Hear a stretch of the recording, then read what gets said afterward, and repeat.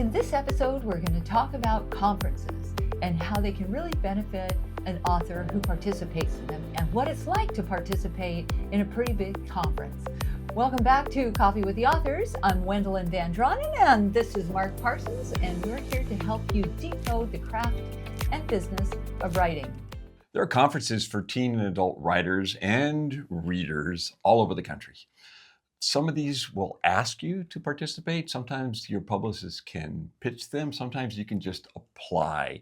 And then once you're accepted, then you can kind of work out who's paying for travel, who's paying for lodging, who's paying your honorarium, all that good stuff. But the bottom line is there are a lot of opportunities for writers to speak at conferences, for teachers, for librarians, for readers, for writing groups, for educators. The options are many. And if you do a search online, you will be astounded at how many are probably in your vicinity. And there's nothing wrong with putting yourself out there, seeing if you can be a participant. So we thought it would be helpful or informative to share with you what it means to participate in one of these conferences. We got invited to StoryCon, and that's the one that we are going to kind of share things that we've done in preparation for it. And then we'll do a separate video, which will show you what it was like to actually be there. StoryCon is a 2-day ticketed event held in Salt Lake City for readers of all ages, tweens and then teens and then adults. It takes place kind of over a long weekend.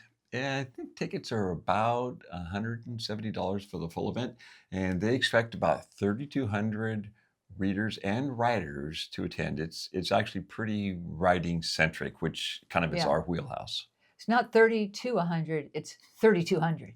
3,000. 3,200. And a little bit. So preparing for StoryCon, it started with this Google Docs folder. And this Google Docs folder had a lot of folders inside the folder. And there were things that you could read about, things that you could do supplemental, things that they wanted you to fill out, all the business of participating in something like this. There were a lot of things to look at and provide for them just in preparation, months and months and months in advance of the actual conference. One of the things that they had, which I participated in, was you did this little back in time video where you kind of talked about going back in time to your book and retrieving some kind of important artifact. And they would put all these things together into a compilation just to try to kind of generate reader interest. Yeah, and it's fun. I mean, they come up with these fun kind of Indiana Jones sort of feeling thing, and then you have a little bit in it, and all the authors do, and they put it together, and they try to, get excitement built for coming to the conference. They also had us do like a short pitch for the book that is the focus book.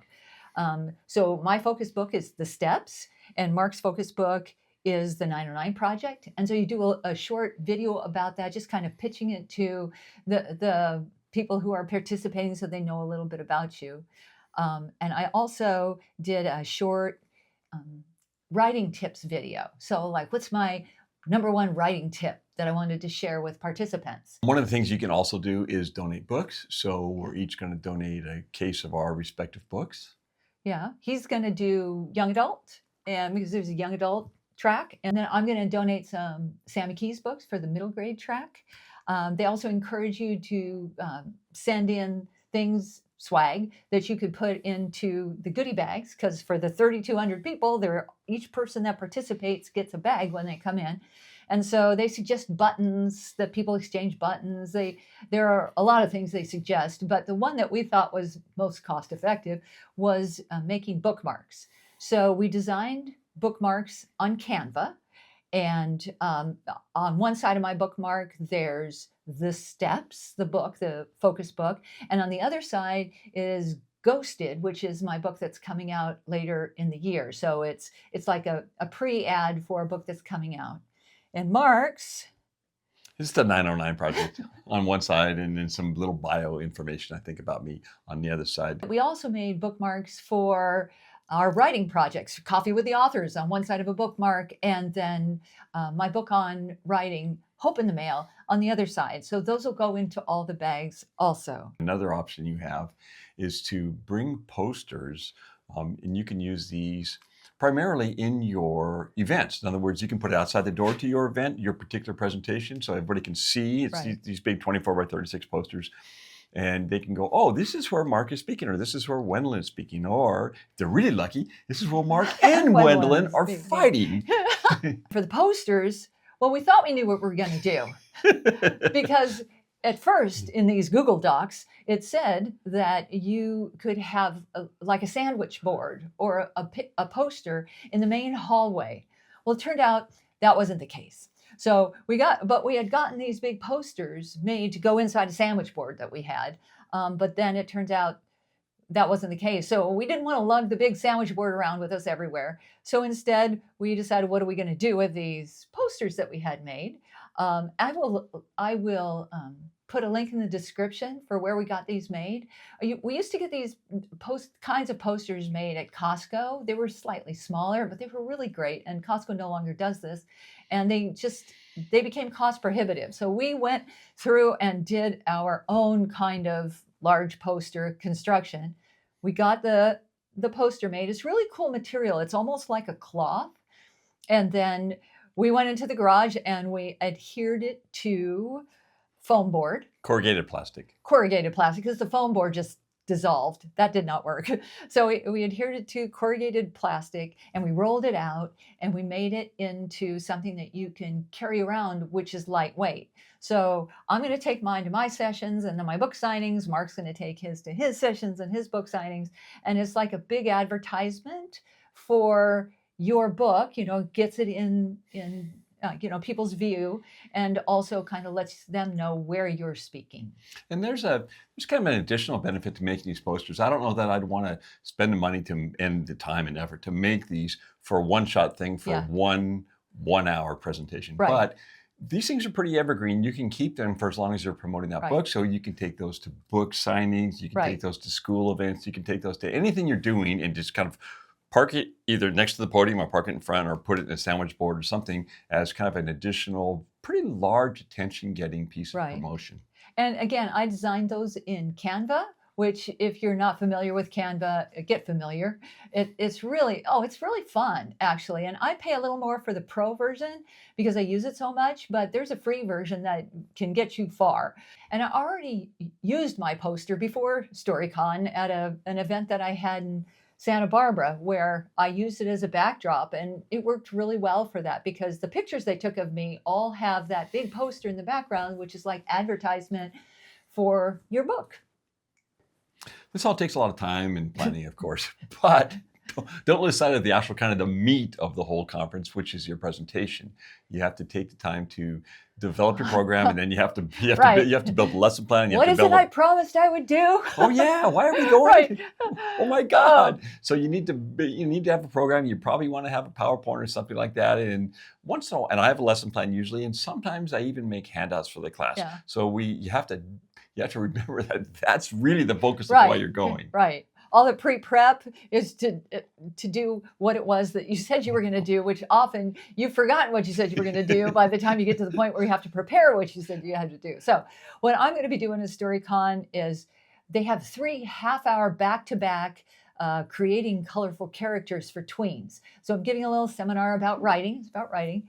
And then I'm doing a 50-minute adult track, which is a completely different presentation. And then I'm on a panel about the book to movie experience, which I love panels because the pressure's off. You don't have to give a presentation. There are other people there. You get to interact with other authors and kind of share stories. And it's always an enjoyable thing to be on a panel. Oh yeah, those are fun, and you don't have a lot of homework to do ahead of time usually, other than get familiar with the other authors. Right, which is really important actually. I really like to do that. Find out who's on the panel, and then look up about them so that you can have conversations about them instead of just talking about yourself the whole time. And I'm doing a presentation for teens, and there'll probably be some adults there, called The Power of Art, where I talk about the different parts of the curriculum and how they actually are joined together and how they actually interact with each other. And there will be a cajon playing. There will be noise. Played. It will be an audio video presentation. I use a musical instrument as a teaching tool, but most of it's actually kind of PowerPoint with discussion back and forth about that. And then But the fun part's the cajon. Okay. And then we are doing a kind of a back and forth he said, she said thing where we're going to talk about Is it going to be like this? It's gonna be- No, it's going to have content. It'll be like this with microphones and slides. And we're Okay. going to talk about the, guess what? We're going to talk about the craft and The business business of of writing. In addition to all the classes that you're teaching, they also weave in signing times for each of the authors. So you go to your booth and then you sign for the period of time that they have you scheduled for, and then you go off and do whatever else is on your agenda. For me, that also includes, I'm one of 15 authors that's going to be at the book banquet, which is a breakfast where each author supplies 100 copies of their own book that then get given away to people who have bought a ticket to come to that breakfast. So for me, that 100 books, hardcover copies of The Steps, is being donated by my publisher. So thank you, Holiday House. Then after all this stuff's taken care of and you're all bundled up and you got all your software ready to go and everything, you have to think real quick about, oh my God, where are we going? What am I going to wear? How are we going to get there? There's going to be snow on the ground in Salt Lake City, I Yeah. believe. Figure all those little trivial details out. And then you can go. This has basically been an overview of what we're doing now in prep for this. And then after we get back, Yeah. we'll do another little video talking about what actually happened and how it went and so on and so forth. So we hope this has been helpful for you. And if it has, please like and subscribe and share with your writer friends. We'd really appreciate if you would. And if you have any questions or comments, leave them down below in the comments section and we'll get back to you about this. Or just share with other people your experiences at conference or some tips for other people who might be interested in going to conferences and what that took for you. We'd love to hear that as well. Absolutely. Until next time, dream big, work hard, don't give up. Go to conferences, keep writing. What are those cylinders in chemistry class? Yeah, right? graduated cylinder. Graduated cylinder, that's me. You're like a bucket. His brain's like a A bucket. bucket of what? Well, yeah, very good. I should have said that.